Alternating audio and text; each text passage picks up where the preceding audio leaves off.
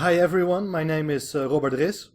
I'm an international master from Amsterdam, the Netherlands.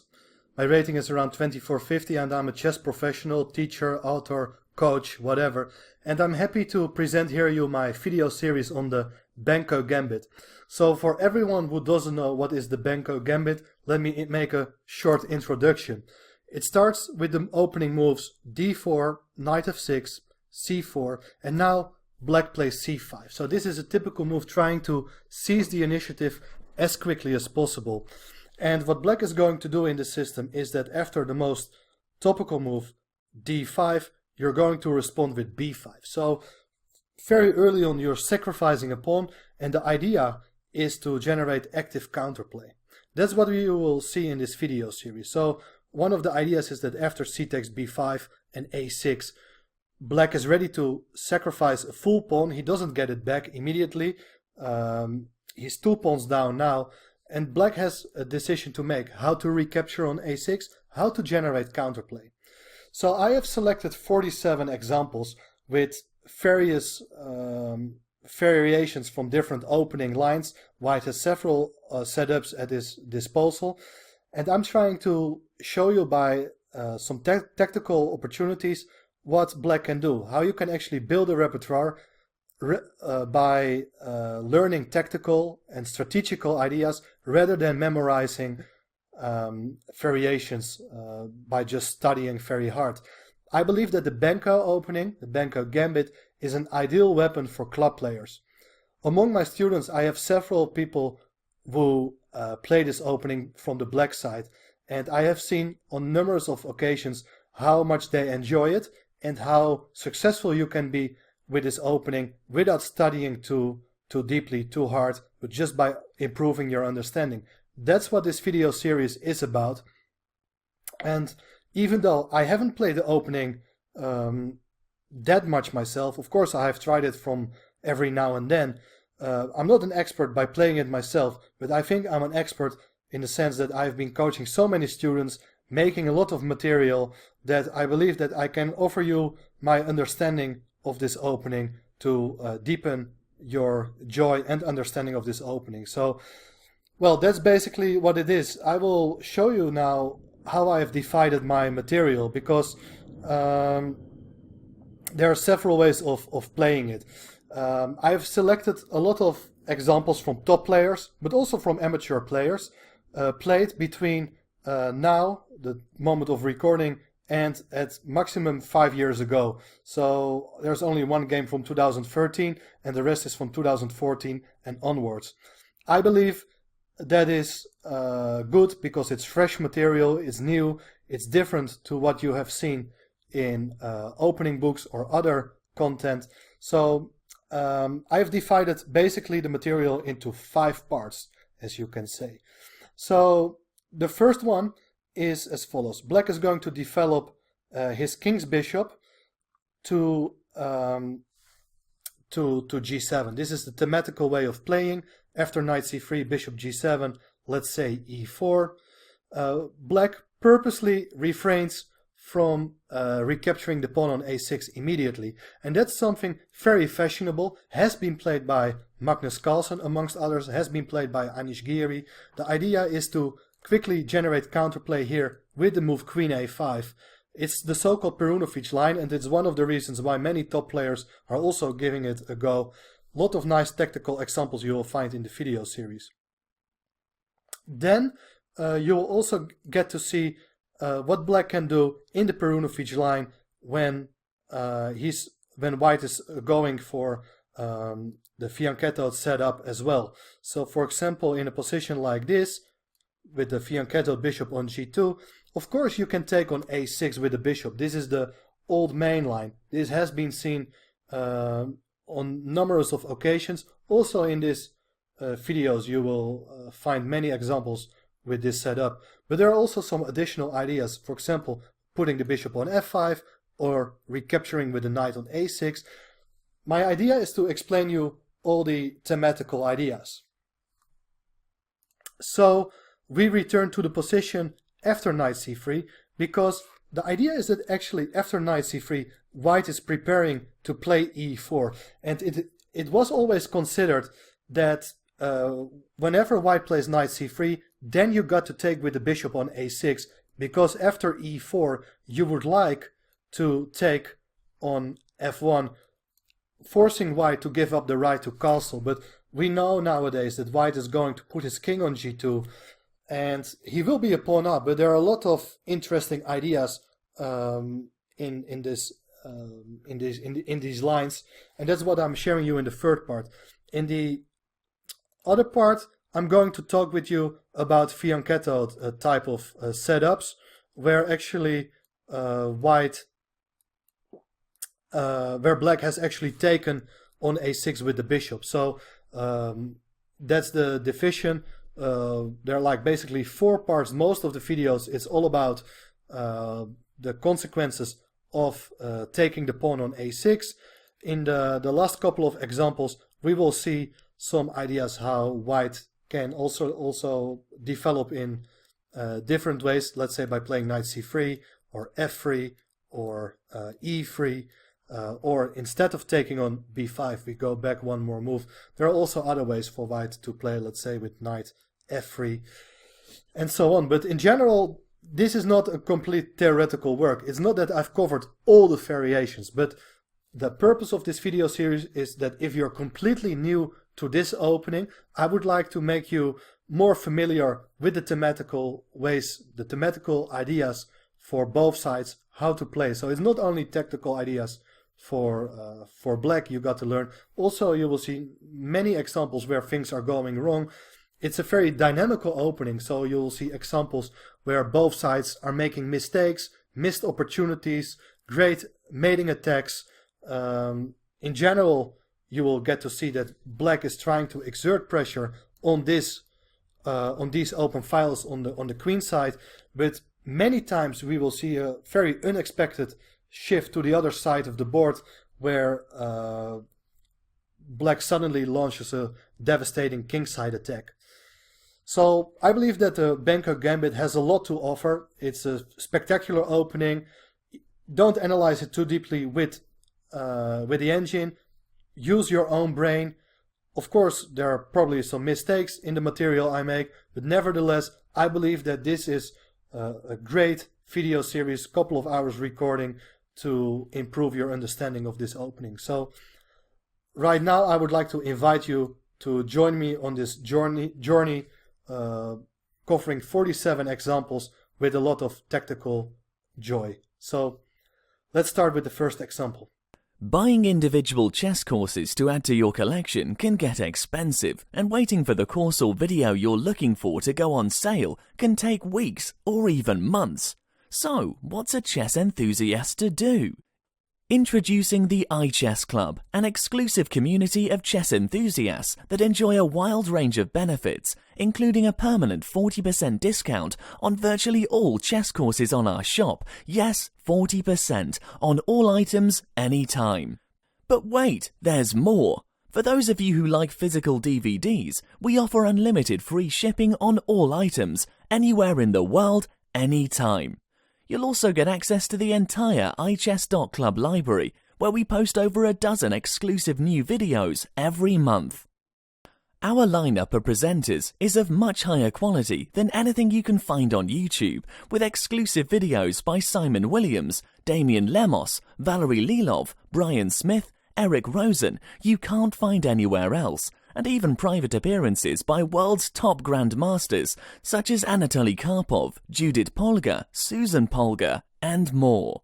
There are dozens of other benefits as well, such as an additional 5% off all items already on sale, a free 30-minute preview of every single product in our shop, and the ability to purchase items at the sale price up to 30 days after the sale has ended.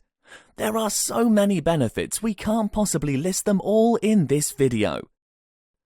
So, join the iChess Club community today and start saving.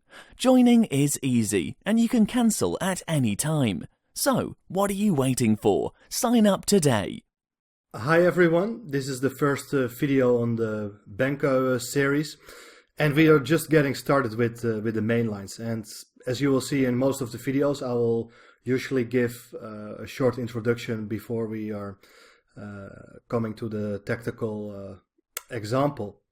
So let's get started with a well-known game between Boris Gelfand and Magnus Carlsen. So you see that even the world's best players are involved in the Benko opening. So we are here in the starting position of the Benko. So of course, as I said already in the introduction, we are going to have a look at the main lines first. So after c takes b5, a6, b takes a6, g6, and knight c3. So this is all well-known stuff, and for many years it had been considered that black was practically forced to capture on a6 now, because white is about to play the move e2, e4, and then it will be more difficult to recapture on a6 because white has the option of taking on a6 with the bishop himself. So when you take with the bishop on a6, now after e4 we are coming to positions we are going to discuss later, as black is about to take on f1. But about 5 years ago a new idea had been introduced. Black can also ignore the pawn on a6 for the moment and play the move bishop g7. White plays e4, and now after castling, as we see, white is 2 pawns up. Any moment black is about to recapture on a6, but that's actually not his intention. The point is that after a natural developing move like knight f3, there is this move queen a5. So black has opened the files on the queen side, but basically with the intention of bringing the queen out very quickly. Pawn on a6 is not relevant at the moment. And obviously black is intending now to take on e4, making use of this pin on the knight on c3. So that could be problematic. So this has been reached now in many high-profile games, and including this one. Gelfand with the white pieces decided to play bishop d3, protecting the pawn on e4 extra. So it looks as if white has everything under control, and he is about to bring his king into safety. And okay, black can recapture the pawn on a6, but he will be a pawn down, and well, with reasonable prospects for white to stabilize the development and his position. So the question is, it's black to move. So try to come up yourself with the best possibility here for black. Bishop d3 is in fact a very natural looking move, but it's a serious mistake. This mistake has been made by many strong players, including Gelfand. So I hope you have found the right continuation here, as black can actually not take on e4. If you take on e4, there's bishop takes e4, bishop takes c3, b takes c3. After queen takes c3, there is a double attack on the king and on the rook, but white has this move bishop d2, and now the rook is protected. Definitely insufficient compensation for the piece, so that doesn't work. However, we can actually take on d5, and of course you should always look at the tactical possibilities on the pawn on e4 and the pawn on d5. It's a very important weapon for Benko players in this opening. So knight takes d5 is actually good. Of course, white doesn't have much of a choice. He should capture on d5, as otherwise grabbing the pawn is just very nice for black, offering him excellent piece play. E takes d5, and now bishop takes c3. This is the point. White isn't obliged to recapturing, but it's hard to say what else he can do. For example, b takes c3 was played in the game, but there are other continuations as well. If you play bishop to d2, black can, for example, capture on d2, and after take, king takes, bishop a6. This is actually a very promising position for black. The material balance has been restored, materials even. We can imagine that the pawn on d5 in the long run can become a possible target, as it's no longer being protected by the pawn on e4. And as we know, black always has excellent play on the queenside files, and once the pawn on d5 has been removed in endgames, this pawn duo or even a third pawn can come as well at some point. This can become very good. So generally speaking, endgames are quite nice for black in the Benko, especially when you have regained this invested pawn. So bishop d2 doesn't equalize, although it could have been played. Other option is, for example, let's say knight d2, but this is blocking white's development. Will take some additional efforts to untangle, to get his queen side into play. And I think after bishop g7, black is very comfortable as he's about to regain the pawn on a6 once again. Looks quite nice for him.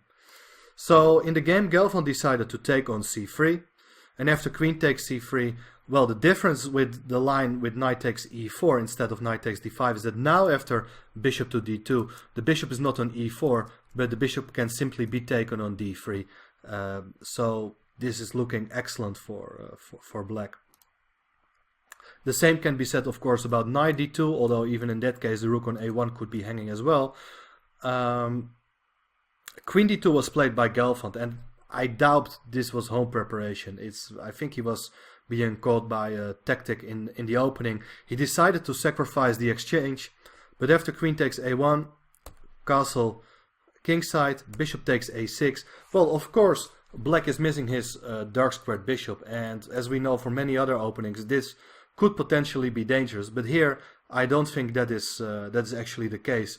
And Magnus manages to neutralize all possible threats on the dark squares. So let's see how this worked out.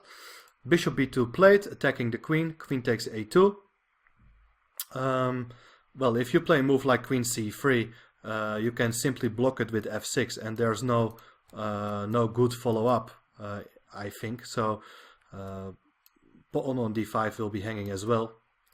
So rook a1 was played, queen to b3, bishop e4, guarding this pawn, keeping pieces on the board, but in fact white is simply unable to generate new threats, as the bishop on b2 is en prise as well once the queen moves. d6, rook b1, f6, bishop takes f6. Well, looks like dangerous, but there is this move queen c4, very effective move, as both bishops are hanging now. Bishop b2, queen takes e4. You would like to play a move like queen to c3, but rook on b1 is hanging, so rook to e1. Like a desperate attack is coming up, but it's all coming too late.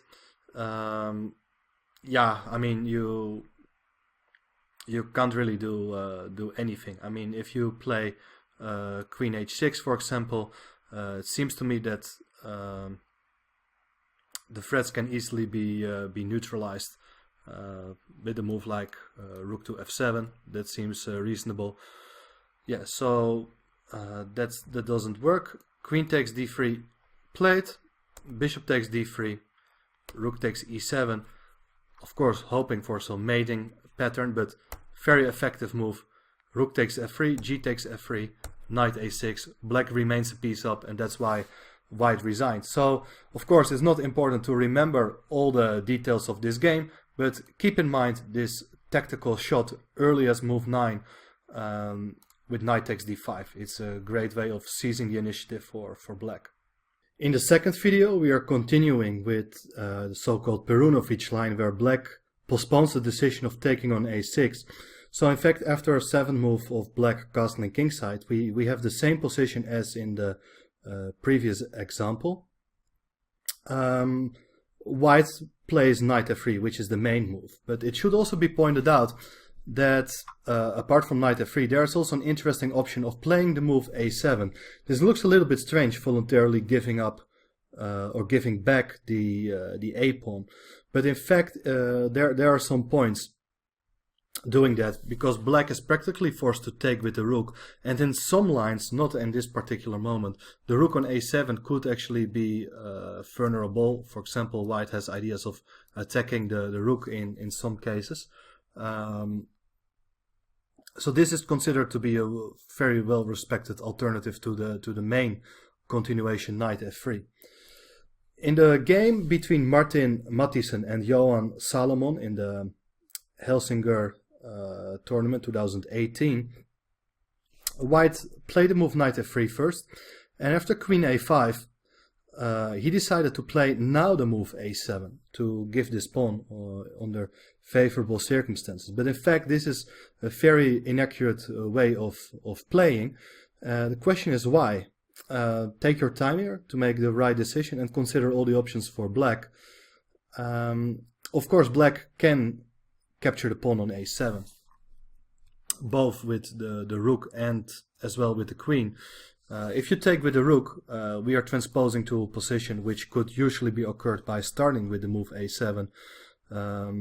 Once again, I think this is a kind of a good version for white, because now after bishop d2 you're pinning the queen, and as I said, there are ideas to play knight b5, attacking the rook and the queen as well, so that could lead to a material gain for white.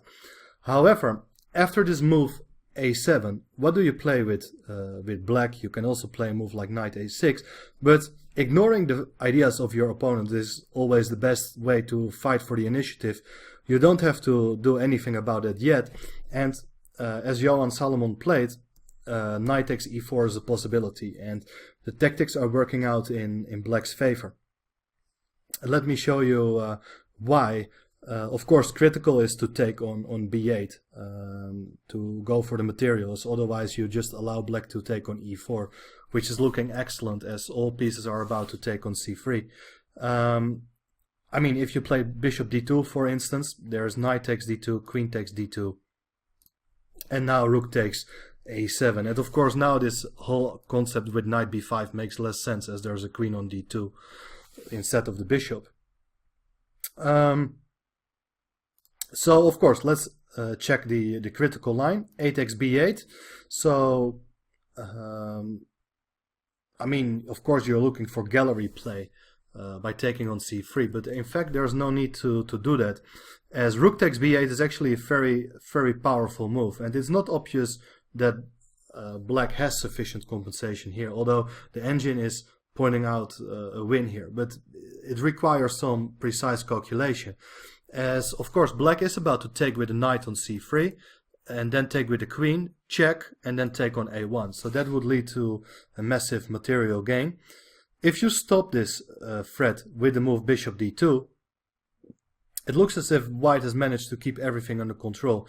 The point, however, is that now there's knight takes d2, queen takes d2, and suddenly all black's pieces are well positioned to strike, as there is this move rook takes b2.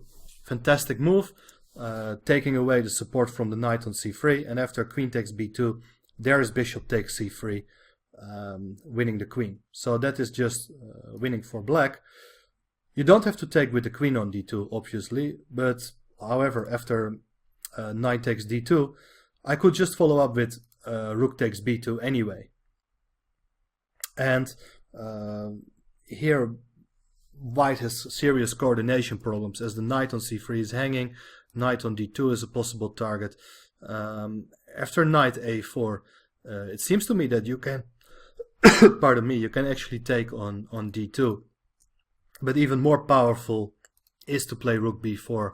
Attacking the knight on a4 doesn't have a good square to go to, and the rook on a1 is hanging as well. So this here you see how quickly white's position is collapsing. So after rook takes b8, white decided to play the move queen d3. I imagine there are other moves possible as well, but this is a natural looking move. Knight takes c3, bishop d2. So white hopes to consolidate the position, making use of the queen on a5 standing in the pin. However, the line continues. Rook takes b2. It should be said that black is at the moment a pawn up, but his knight is pinned, and white continues with rook c1, intending to win a piece. And here Johan Salomon decided to play it safe by taking on d2, queen takes d2, bishop b7, and well, certainly there is compensation, but it's not like completely game over, I would say, although I really don't like the white's prospects in any case. However, if we follow the engine's recommendation, instead of rook takes d2, more powerful is to take on a2 with the queen. So you're moving the queen from the pin, you capture a pawn, bishop takes c3, and now powerful move bishop a6. This is a key idea. Point is that if you take the bishop, then I will take on c3, and after rook takes c3, there is this idea of queen b1, and it's going to be a checkmate on the back rank. And if you ignore the bishop on a6, let's say by playing queen to d1, guarding your first rank, then there is bishop takes c3, rook takes c3, bishop takes f1, rook takes f1. We are still a piece down, but play continues with rook a8, and there are simply no good moves for white to entangle. Actually, white's pieces are very poorly placed, and you constantly need to reckon with ideas as rook b1, or very soon another rook may come to the first rank. So this is actually a game over, as there are simply not enough good moves. The king on e1 is very badly placed. Of course, if you take with the king on f1, there's rook takes f2, and things are getting downhill very fast. So keep in mind, other tactical shot. This time knight takes e4 is working out well for black.